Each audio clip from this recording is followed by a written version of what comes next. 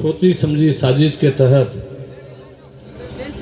पिछले 5 दिन पहले जो अमर्यादित टिप्पणी की गई, सबसे पहले मैं उसकी निंदा करता हूं, भर्त्सना करता हूं।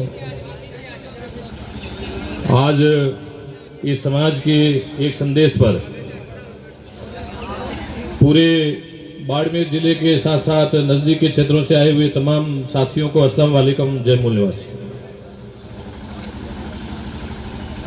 देश की आज़ादी को 77 साल हो गए, लेकिन इस देश में धर्म की राजनीति ने लाखों लोगों की जानें ले ली और आज भी ये सिलसिला चालू है। कभी गोकशी के नाम पर, तो कभी मस्जिदों और मंदिरों में विस्फोट के नाम पर। ये सब कब खत्म होगा? हमारे समाज में बहुत सारे कत्ल होते हैं और मैं धरनों में जाता हूं तो मैं यही बात करता हूं कि आखिर हमारा धरना कौन सा अंतिम होगा कि उसके बाद में कोई धरना देना नहीं पड़े। देश की आजादी से पहले जो मुसलमान 31% शासन प्रशासन में हुआ करता था, आज उसकी संख्या शायद गिनती में नहीं रही। हम लोगों ने इस देश के अंदर आवाज उठाई कि जिसकी जितनी संख्या भारी उसकी इतनी हिस्सेदारी में हम लोग है नहीं। इतने लोग हजारों की संख्या में इकट्ठे हो गए और क्या प्रशासन की मजबूरी है कि एक आदमी के ऊपर कार्रवाई नहीं कर पाया? इसके लिए आज हमको करोड़ों रुपए लगाने पड़ रहे हैं। लोगों की इस बारिश के और बरसात के मौसम में लोगों को हम यहाँ इकट्ठा कर रहे हैं और न्याय के लिए यहाँ धरना लगा रहे हैं, लेकिन एक आदमी के ऊपर कार्रवाई नहीं हुई। मोहम्मद साहब ने कहा था कि जब मजलूमों के साथ में जुल्म हो तब सारे मजलूमों को इकट्ठा होना चाहिए। जालिम कभी हम लोगों के साथ न्याय करने की कोशिश नहीं करेगा, कभी नहीं करेगा। ये जिंदगी में आप आज से तय कर लेना कि कल वो आएगा तो करेगा, कल परसों वो आएगा तो करेगा। सबका मिला जुला खेल चल रहा है और हम हैं कि जब हमारे ऊपर अन्याय होता है उसी दिन जगते हैं। अभी आएंगे कुछ प्रशासन वाले, आपको ये सांत्वना देंगे कि गिरफ्तारी कर ली गई है, हम चले जाएंगे घर और ये बात यहीं खत्म हो जाएगी। हमको जब पता चला तो हमारा राष्ट्रीय मुस्लिम मोर्चा जो बाम सेब का ऑर्गेनाइजेशन है, उसकी पूरे देश में इसकी चर्चा हुई और हम लोगों को कहा गया कि हम लोग इसके तन मन धन से साथ देंगे और जब तक कार्रवाई नहीं होती है तब तक हम साथ में खड़े रहेंगे।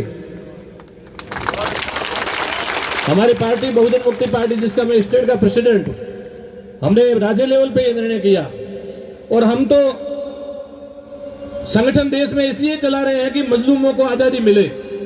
इस देश में आजादी मिली लेकिन आपको और हमको नहीं मिली और मुझे इस प्रकार का बिल्कुल डर नहीं है कि मैं बोलूंगा तो कल क्या हो जाएगा। 57 दिन जैसलमेर की जेल में रह के आ गया, लेकिन मेरी बात पे अडिग था और 12 साल बाद वहां से बरी हो गया। मुझे इस बात की फिक्र नहीं है, जिसकी जितनी संख्या भारी उसकी इतनी हिस्सेदारी। देश के आंकड़े उठाकर देखिए, अभी 30 अक्टूबर को हम पूरे भारत को बंद करने वाले हैं। जाति आधारित जनगणना करो और ईवीएम से जो खेल चल रहा है उसको बंद करो। हमारे लोकतंत्र का ईवीएम मशीन के माध्यम से गला घोटा जा रहा है। 8 अक्टूबर 2013 को सुप्रीम कोर्ट ने डिसीजन दिया कि ईवीएम से साफ सुथरे और निष्पक्ष चुनाव नहीं हो सकते। सोचा क्या जा रहा है और हुआ क्या जा रहा है? एक वक्त है कि थोड़ा बहुत जो लोकतंत्र बचा है उसकी रक्षा हम लोग करें। हमारे और आपके पुरखों ने लाखों की संख्या में कुर्बानियां देकर इस देश के लोकतंत्र को जीवित रखा। कुछ नहीं था उनके पास में, फिर भी उन्होंने हिस्सेदारी दी। हमारे लोग कलेक्टर एसपी बन गए, मंत्री बन गए, संतरी बन गए। एक सिद्दीकी बाबा की हत्या की जाती है, उसको न्याय नहीं मिलता। हजारों बेगुनाह लोग आज भी जेलों में सड़ रहे हैं। 40 साल 50 साल बाद निर्णय आता है, जब आदमी बुढ़ा हो जाता है, कि ये बेगुनाह था, बेकसूर था। एक आदमी को बेकसूर घोषित करने में 50 साल लग रहे हैं, आजादी के 77 साल बाद। और 80 करोड़ लोग भूखमरी के कगार पर रोटी के लिए भीख मांग रहे हैं और सरकार खुश हो रही है कि 5 किलो अनाज दे दो और साबित कर रही है कि देश के अंदर 5 किलो अनाज देने वाले लोग हैं। आज